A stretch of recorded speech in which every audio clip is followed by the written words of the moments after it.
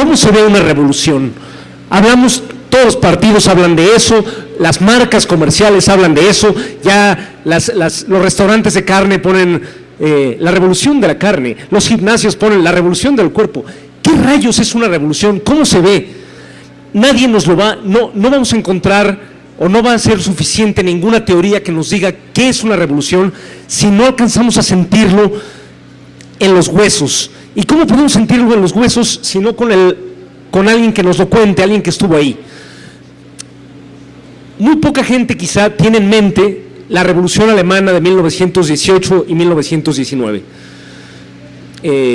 Sabemos de la Revolución Mexicana, desde luego, más o menos de la Revolución Rusa, y párenle de contar. Y sin embargo, aquí tenemos una historia de un güey que era un ciudadano alemán común, culto, eso sí, capaz de escribir, capaz de leer, pero un ciudadano alemán común y silvestre que se vio involucrado en la gran tragedia de su tiempo. ¿Ustedes saben qué pasó en el año de 1914 en Europa? La Primera Guerra Mundial, inició la Primera Guerra Mundial. Miles de ciudadanos de Alemania fueron reclutados al ejército y enviados a matar ciudadanos de Rusia por un lado y de Inglaterra, Francia, Bélgica por el otro. Y a su vez en Francia, Bélgica, Inglaterra les decían, no, los alemanes son los malos, vamos a matarlos. ¿Alguien sabe por qué fue esa guerra? En realidad muy pocos se acuerdan porque fue un pretexto bastante pendejo.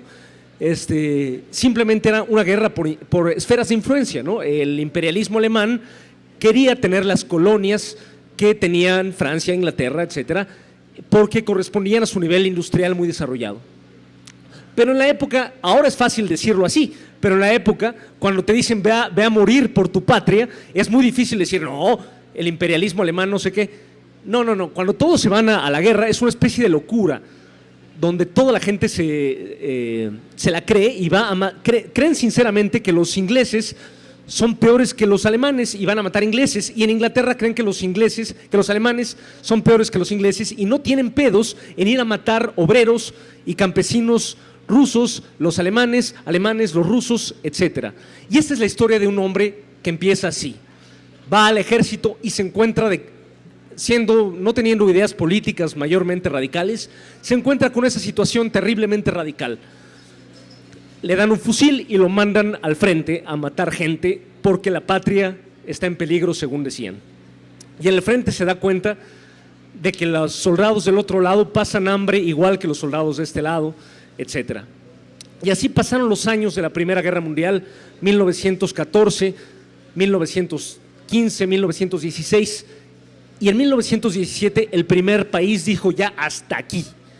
Rusia, los obreros de Rusia dijeron no vamos a seguir con esta guerra y tumbaron al zar. Y subió un gobierno que se decía de izquierda, socialista, pero decía bueno, ya no está el zar, pero bajo una nueva bandera vamos a seguir la guerra. Y los obreros rusos dijeron ni madres, no seguimos esta guerra que no es nuestra. Y votaron a ese gobierno también y asumieron directamente el poder los consejos obreros en octubre de 1917. Los líderes de esta revolución, al decir que los obreros tenían que tomar el poder en Rusia, Lenin en particular en sus famosas tesis de abril dijo, podemos tomar el poder y sostenerlo por una razón, porque no vamos a estar solos. Del otro lado del frente hay obreros como nosotros que tampoco van a tolerar la guerra y también van a hacer la revolución. Si no fuera por eso, nuestra lucha estaría perdida de antemano, no la haríamos. Pero los bolcheviques, que eran el partido que dirigió la Revolución Rusa, confiaban en que iba a haber una revolución en Alemania. A la vuelta de un siglo, muchos dicen, qué ingenuos, se equivocaron, no hubo revolución en ningún lado.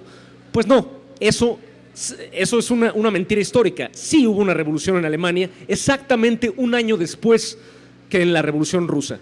En octubre de 1918, al año siguiente, se empezaron a amotinar primero los soldados, los marinos y después los obreros de las ciudades. Entonces tenemos a nuestro protagonista, Ernst Toller, que cuenta este libro, cuenta su vida, sencillamente y grandiosamente, no hace más que contar eso, su propia vida. Y entonces dice cómo él se encontraba en Múnich, que es la capital de Baviera, una provincia del sur de Alemania, una provincia católica, relativamente conservadora en Alemania, cuando los obreros de toda la ciudad se fueron a la huelga. Y los líderes sindicales socialistas decían: no, compañeros obreros, calma, nosotros vamos a negociar. Van a ver que los obreros, los líderes socialistas que habían apoyado la guerra, les dijeron a los obreros: cálmense, vamos a negociar, van a ver que todo sale bien. Y los obreros no se calmaron y siguieron en la lucha. Y Ernest Toller, que era un soldado de permiso, un soldado conscripto de permiso, presenció aquellos mítines y tomó el lado de los obreros. Y fue a dar a la cárcel como delegado de los soldados en aquella situación. En la cárcel militar volvió a pasar hambre y volvió a ver que los presos de la propia Alemania pasaban hambre al lado de los presos llamados enemigos. Total, al llegar el mes de noviembre de 1918, los obreros de toda Alemania hicieron consejos obreros, o sea, lo que ahora en Sudamérica están llamando una palabra colonial que nos puede ser muy simpáticos. Ya saben de qué estoy hablando. En Chile están organizándose en un gobierno alterno que se llama cabildos. En Bolivia están organizando contra el golpe. Hoy mismo están organizando esta forma de autoorganización y autogobierno que se llaman cabildos. Pues en Alemania les llamaron consejos y en Rusia les llamaron soviets. Es una manera distinta de entender la democracia, si lo piensan un poco. Aquí no se estaban preguntando quién ganó las elecciones, qué partido ganó las elecciones, qué político va a ocupar la silla. Se estaban preguntando qué clase social iba a gobernar. Y los trabajadores solo podemos gobernar de una manera: organizados permanentemente, no votando una vez cada 6 años o cada 3 años, sino organizados en estos consejos o soviets. En 1918, el pueblo alemán en su conjunto se levantó y obligó al Kaiser, o sea, al emperador de Alemania, a abdicar, a renunciar. Alemania era una monarquía. Hasta ese momento Alemania había sido una monarquía. Y ahí cayó para siempre la monarquía alemana.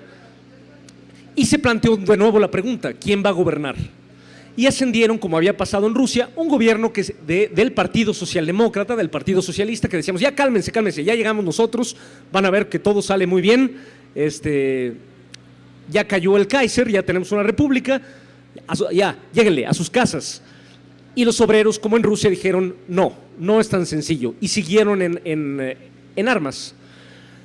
En enero de 1919, este enero va a ser un siglo de eso, los obreros se levantaron nuevamente, ya no contra el Kaiser, ya no contra el imperio, sino contra el gobierno capitalista del Partido Socialdemócrata, para reemplazarlo por los consejos de obreros. En esta lucha fue derrotada, fue un intento de lucha, pero tuvo una consecuencia trágica. Los líderes de esta lucha eran Karl Liebknecht y Rosa Luxemburgo, dos de los más grandes revolucionarios de todos los tiempos. Quizá la mujer marxista más importante que ha habido, Rosa Luxemburgo, cayó en manos del gobierno y fue a dar a la cárcel. Y el gobierno la entregó a las hordas paramilitares, como las que ahora mismo existen en Bolivia, como las que se están organizando en Venezuela y en Brasil, que más hechas de policías y de soldados que no se conforman con la brutalidad propia de la policía y del ejército, y organizan grupos de choque y linchan revolucionarios, linchan líderes sindicales, linchan políticos socialistas, tal como vimos que pasó en Bolivia ayer mismo.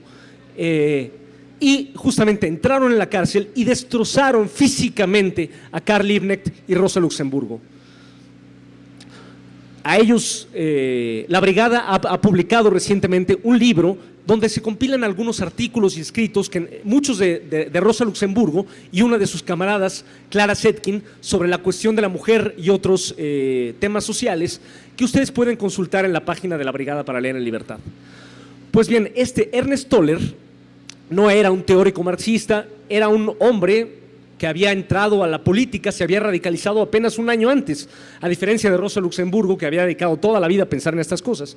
Pero él tenía algo que no tenían ellos: entrenamiento militar. Era un soldado, era un suboficial. Y en Baviera, en esta provincia católica y atrasada del sur de Alemania, resistió todavía durante unos meses y dirigió la República Soviética de Baviera. Ernest Toller. Por desgracia, esta revolución fue, como había pasado también en Rusia en 1917, en el mes de julio, los obreros habían intentado movilizarse espontáneamente y sin embargo lo habían hecho de manera inconexa, desplanificada y fueron derrotados. Pero en Rusia los líderes, Lenin entre ellos, lograron ocultarse y pudieron dirigir la revolución de octubre, que en realidad fue en el mes de noviembre, pero el calendario ruso era tan medieval que estaba desfasado por un mes y por eso se conoce como la Revolución de Octubre. En Alemania no fue así, los líderes, como digo, cayeron en manos de sus enemigos y fueron del gobierno socialdemócrata, que a su vez los entregó a los paramilitares, a los llamados Freikorps, y fueron despedazados y ya no estuvieron para dirigir nuevos intentos, aunque hubo nuevos intentos. En 1923 hubo un nuevo intento que una vez más fue derrotado en Alemania. Como ven, la predicción de que iba a haber revoluciones en todo el mundo no tenía nada de soñadora, no tenía nada de utópica. Hubo también en el año de 1918 y el año de 1919 intentos revolucionarios de los que sabemos muy poco porque la historia parece que no los registró.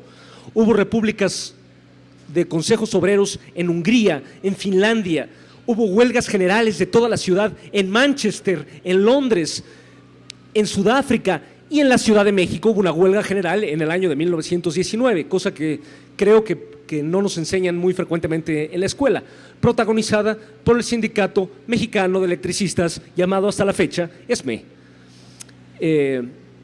Ernst Toller sobrevivió a estos hechos y le tocó la terrible desgracia del ascenso del nazismo en Alemania y finalmente terminó por suicidarse en el año de 1939, antes de iniciar la Segunda Guerra Mundial, pero cuando los nazis, estos grupos ultraderechistas de Alemania, antisemitas, anticomunistas, antipopulares, antisindicatos, habían ya ocupado el poder y estaban exterminando literalmente a todas las minorías y a todos los disidentes. Ernst Toller pues se suicidó en esta fecha. ¿Qué nos quedan de las pinches derrotas? ¿Qué se conquistó? A veces se conquistaron cosas, ¿no? A veces los gobiernos, con tal de que no se repita, dan cosas. Y entonces en el mundo, en esa época, se generalizaron algunas conquistas que mal que bien sobreviven. De esa época data la generalización de la jornada de 8 horas, del salario mínimo, del seguro social, ese tipo de cosas que hasta la fecha disfrutamos y que le debemos a esos muertos, a esos presos, a esos compañeros perseguidos. Pero a veces no queda ni eso, a veces barren con todo. ¿Qué nos queda entonces? Nos queda la memoria, nos quedan las lecciones. Si se pierde la memoria de qué es una revolución, se pierde todo. Los muertos se mueren de verdad.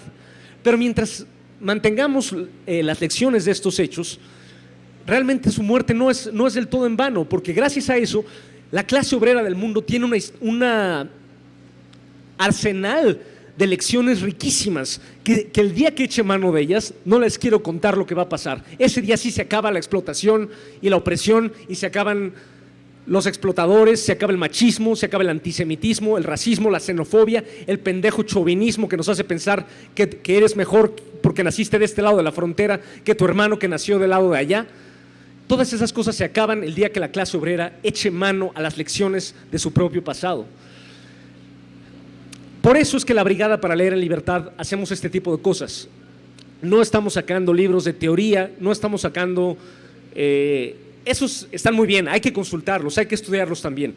Pero también hay que saber cómo se ve, qué se siente una revolución, para que cuando la veamos sepamos reconocerla. Y no solo de México, no solo de México. No hay que ser parroquialistas, digamos, no hay que ser estrechos en el tiempo ni en el espacio. Las lecciones de la semana pasada, del mes pasado, del año pasado y del siglo pasado también cuentan, igual que cuentan las lecciones del país de junto, del país de hasta allá y del país de hasta allá, hasta las antípodas. No hay ninguna lección que no nos sirva. Por eso estamos, junto con la Fundación Rosa Luxemburgo, produciendo libros como este, Una juventud en Alemania, de Ernst Toller. El dirigente, como dije, militar de la República de Consejos Obreros de Baviera de 1919, el sobreviviente a la insurrección espartaquista donde murieron Rosa Luxemburgo y Karl Liebknecht, uno de los mejores representantes de la generación que intentó en vano repetir en Europa la Revolución Rusa para no dejarla aislada. El aislamiento de la Revolución Rusa fue lo que produjo su posterior degeneración, su posterior corrupción en un régimen autoritario. Rosa Luxemburgo lo había entendido claramente. Ella dijo: los bolcheviques han cometido errores y van a cometer más, pero fundamentalmente son responsabilidad de nosotros, los de Occidente, los de Alemania, los de Polonia. ¿Por qué? Porque no supimos seguir su ejemplo y los dejamos solos. Sola, aislada, la Revolución Rusa se fue corrompiendo. La responsabilidad fue de la clase obrera y su dirección aquí, en Occidente, donde no se hizo una revolución parecida, según el análisis de Rosa Luxemburgo. Pues ahora vamos a repartir los libros. ¿Qué? Antes estamos pasando una hojita. La hojita no es para vendérsela a Facebook, no es para vendérsela al CISEN, no es para mandarles spam, es simplemente para demostrarle al gobierno de ese país, Alemania, que el dinero que le da a la Fundación Rosa Luxemburgo para hacer libros se convierte en libros. No nos lo bebemos como cerveza ni nada que preferiríamos hacer.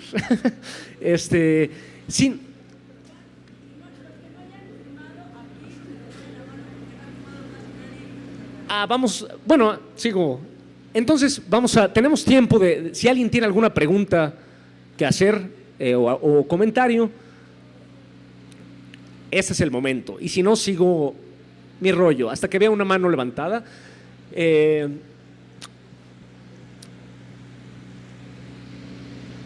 Los intentos de las revoluciones y los fracasos de los que la historia de toda América Latina está lleno, pueden tomarse como pretextos para no luchar nunca más. Miren, en Chile votaron por un gobierno de izquierda y miren lo que pasó en 1973, un golpe militar terrible, derrocó al gobierno de Salvador Allende y masacró a millares de trabajadores sindicalizados, de militantes de izquierda, de personas comunes.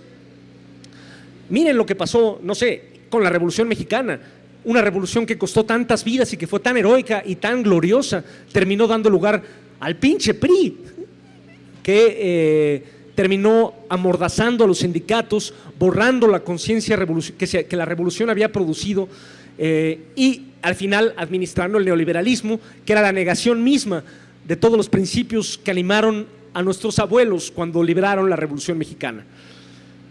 Entonces muchos sacarían la conclusión: no había que haber empuñado las armas, no había que haber luchado.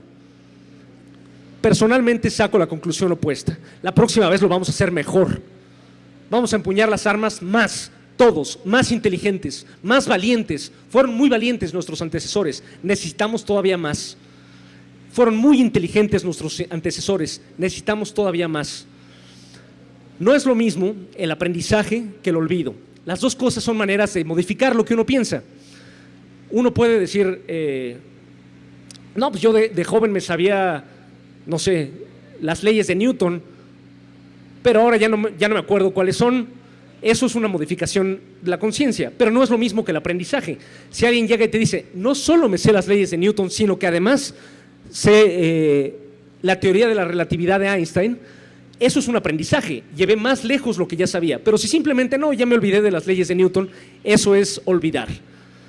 Hay gente que presume de su olvido, o sea, presume de haber madurado, de haberse vuelto más sabia por el hecho de haber olvidado las lecciones tan sangrientas y tan costosas del pasado.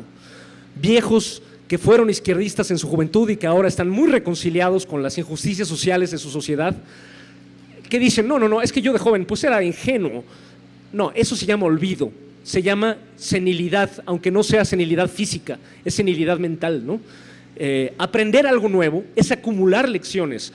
No solo sé lo que pasó en la Revolución Mexicana, sé lo que pasó en la Revolución Alemana, sé lo que pasó en la Revolución Rusa. Eso nos arma, ¿no?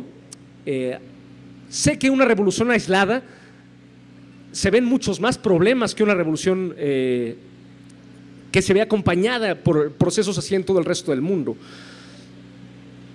Por ejemplo, una de las conquistas de la Revolución Alemana, aparentemente fallida, aparentemente derrotada, fue que le dio a la Revolución Rusa un respiro.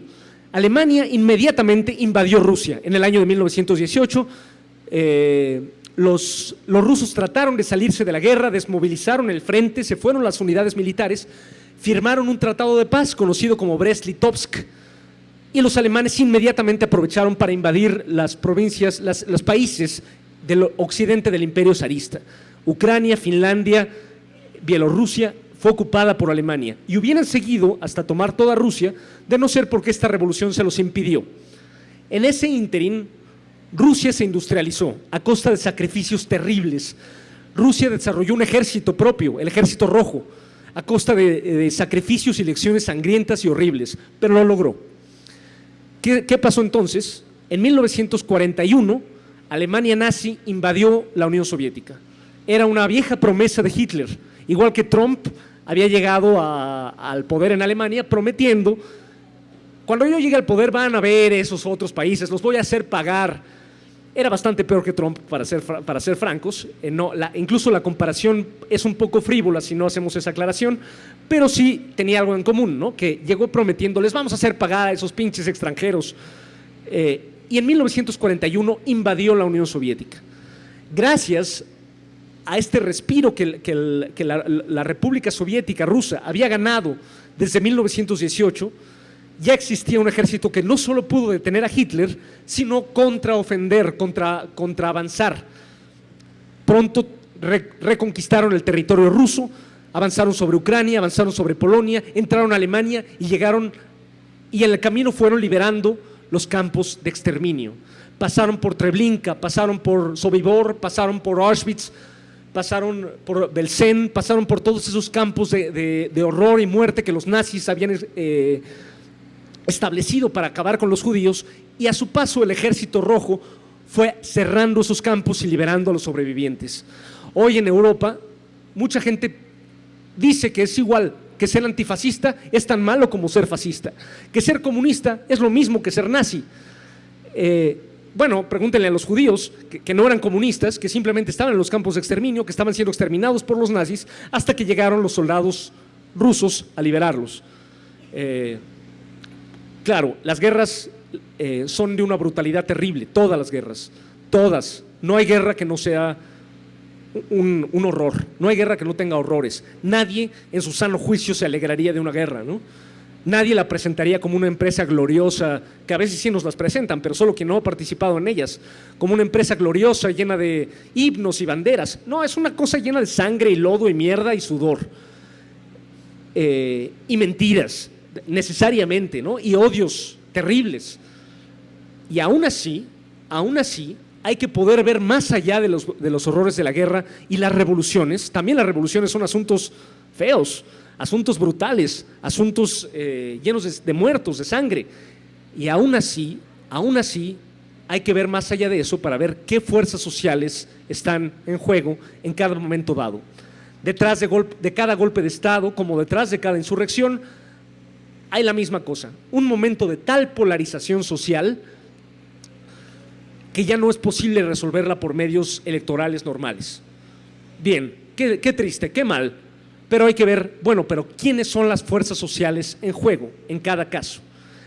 Esta historia que van a leer ustedes en este libro es la historia de una clase social, los trabajadores de las ciudades alemanas, los obreros y las obreras, que se levantaron por un futuro mejor, contra los intereses de otra clase social, los propietarios, los imperialistas alemanes, los dueños de la Siemens, los dueños de la Mercedes-Benz, los mismos que años después financiarían el nazismo y los mismos que siguen aquí, en Puebla, como los japoneses siguen en Cuernavaca, como etcétera, ¿no? Como los estadounidenses siguen teniendo sus plantas de Ford y General Motors, etcétera. Los mismos propietarios que existían y que siguen existiendo estaban en un lado, los trabajadores que existían y seguimos existiendo estaban del otro. Libros como este, que son libros de aventuras en el fondo, parecen libros de aventura, parece esto el pinche Conde de Montecristo, como diría Paco, parece una película de tan personal que es, de tan centrado en el protagonista, y sin embargo es una pista de lo que fue la realidad. El escritor alemán contemporáneo de Ernst Toller, Bertolt Brecht, decía que la literatura de nuestros tiempos, no se va a estudiar en el futuro buscando quién era el escritor más talentoso, quién se sacó el premio Nobel, quién era más inteligente. Se va a estudiar buscando rastros de la dignidad del pueblo, de la dignidad de los trabajadores. Se van a leer los libros que se escriban hoy, viendo si en alguna página de casualidad aparece alguna mención de cómo vivía y luchaba la gente común. Y van a ser bien pocas, porque la mayoría de los libros no hablan de estas cosas. Hablan de policías que persiguen delincuentes, o de marcianos, o del fin del mundo. Rara vez del fin del capitalismo. Entonces, por eso es que nosotros en la Brigada Paralela en Libertad estamos haciendo el esfuerzo de editar sin fines de lucro libros que o bien son de autores muertos, que ya no nos pueden cobrar regalías, o bien son de autores generosos que nos regalan las regalías de sus libros para que podamos regalárselos a ustedes. Estamos cumpliendo, ¿cuántos libros? 200 libros, más o menos con estamos cumpliendo 200 títulos. Una biblioteca de 200 títulos es ya una bibliotequita, es ya una biblioteca respetable. No son libros cualesquiera, son libros escogidos por su relevancia. Creemos que justamente hay esto, pistas, indicios al menos, de la cosa más importante de todas, la dignidad de la gente, la dignidad del pueblo trabajador. Aquí está, este libro está rebosante de esos indicios, más que indicios, es una historia sobre eso. No es la historia de un obrero, es la historia de un clase mediero común que la vida lo lleva a enfrentarse a una huelga obrera, lo lleva a tener un fusil al hombro y decide poner su fusil no al lado de los explotadores, sino al lado de los obreros. Esa es, en 2 palabras, la historia de este libro. Vamos a repartir el libro. Quien esté sentado le va a llegar a su domicilio. Síganse apuntando todos, síganse. ¿Cuántos faltan de apuntarse? Un chingo. De todas maneras les va a llegar su libro. Sigamos. ¿Alguien tiene una pregunta, un comentario? Algo por el estilo. Vamos allá el compañero de gorra que tengo aquí enfrente, acérquese porque si no, no se va a oír. Aquí le paso el micrófono.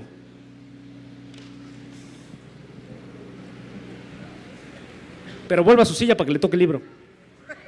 Sí, me parece muy loable la labor que está realizando la organización o la asociación a la que perteneces, pero es la primera vez que yo escucho acerca de ella. ¿A qué te enfrentas para que esto llegue a más personas, para que llegue a más gente, de forma más masiva, para que, como tú mismo lo mencionas, haya una revolución, pero de mentes? Una revolución donde no haya necesidad de tomar las armas, sino de una forma pacífica, inteligente, lograr esos cambios en las sociedades de todo el mundo. No. La pregunta es totalmente pertinente. Somos 11 personas. ¿A cuánta gente podemos alcanzar 11 personas? Cientos, cuando mucho. A menos que esas cientos a su vez nos ayuden a llegar a otras cientos, que nos ayuden a llegar a otras cientos. ¿Qué tenemos? Un canal en YouTube. Si ustedes se suscriben, podemos difundir en YouTube estas charlas completas, porque si no se suscriben, YouTube solo nos da minutitos o cosas para que nos permiten dar un consejo de cocina, pero no una charla de estas. Entonces suscríbanse a nuestro canal de YouTube, ayúdenos a difundir este proyecto. Si tienen, no se queden con el libro, si ya lo leyeron o si no les interesó, digo, para todo hay gustos, puede que no les interesara. No lo dejen a morir, a empolvarse en un librero, dénselo a quien sí le interese.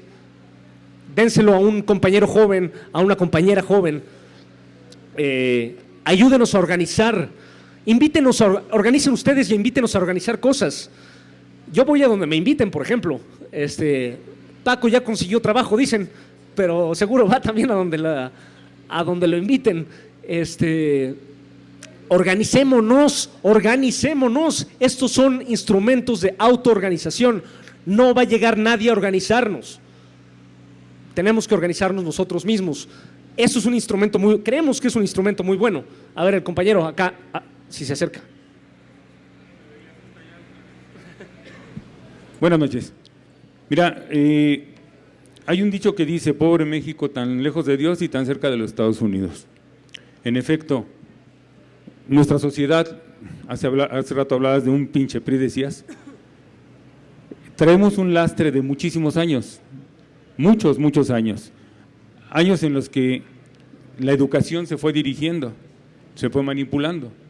Entonces tenemos generaciones que ya son resultado de todo un proceso diseñado. Entonces aquí la situación interesante es, bueno, estamos ante una oportunidad única, irrepetible probablemente, si no se hacen bien las cosas, ¿sí? Es increíble que haya llegado el licenciado López Obrador a la presidencia, es algo que nadie se puede imaginar en un país donde se había gobernado de la manera que se había gobernado con el neoliberalismo. Pero ahora viene la pregunta, ¿no? ¿Vamos a aprovechar todo este tiempo para realmente hacer los cambios? ¿Estaremos preparados para aprovecharlo? ¿Haremos el esfuerzo para realizar ese cambio que necesitamos? De verdad, lo que estamos viendo en nuestra sociedad es algo que nuestro país no se merece. Estamos viendo situaciones crueles, hablabas de guerra, no estamos en guerra, pero es cruel lo que estamos viviendo. ¿Por qué? Porque somos una sociedad que hemos perdido algo elemental, los valores. Entonces, yo la invitación, junto con lo que dijo el compañero, es difundamos los valores de nuestra propia sociedad, pero no nos quedemos aquí, difundámoslos. Hagamos algo para recuperar eso que hemos ido perdiendo y que probablemente nos va a costar mucho, pero más vale que iniciemos. Recuerden, si no lo hacemos, esto se va a seguir deteriorando. Y un camino perfecto para poder hacer los cambios es la lectura. Gracias. El compañero. Sí. Y con esta ya terminamos ahora sí. Hola, buenas noches. Mi nombre es Darío López y tengo un programa de radio aquí en ESA de medicina natural, pero también de cultura. Pasa todos los lunes, miércoles y viernes de 3 a 4 de la tarde en Relax 104.5. Ahí hablamos de medicina natural fundamentalmente, pero todos los programas destacamos la labor de nuestro presidente de la Cuarta Transformación. Yo pongo a su servicio, a ti, ya se lo dije a Paco y se lo dije a Marina, que la acabo de conocer, pongo a sus órdenes mi programa de radio para todos los eventos que quieran. Y lo vamos a hacer en general, ya le dije a Marina, la veo muy ocupada, pero si tú me hablas, ahí está el programa el próximo viernes de 3 a 4 de la tarde. Y un comentario más. Compañeros, esta situación tan grave en donde otra vez viene la ola de la derecha, de la gente más conservadora, nefasta, que se está expresando ahora con Evo Morales y con los comentarios tan nefastos, tenemos que contrarrestarlos con nuestro pueblo. Realmente me indigna como, por ejemplo, televisoras como TV Azteca, Javier Alatorre, que en algún momento se mostró flexible, ahora está duro y dale contra el presidente y diciendo que no hubo un golpe de Estado etcétera. Y bueno, cada uno de nosotros cuando nos llega información verídica, tenemos muchos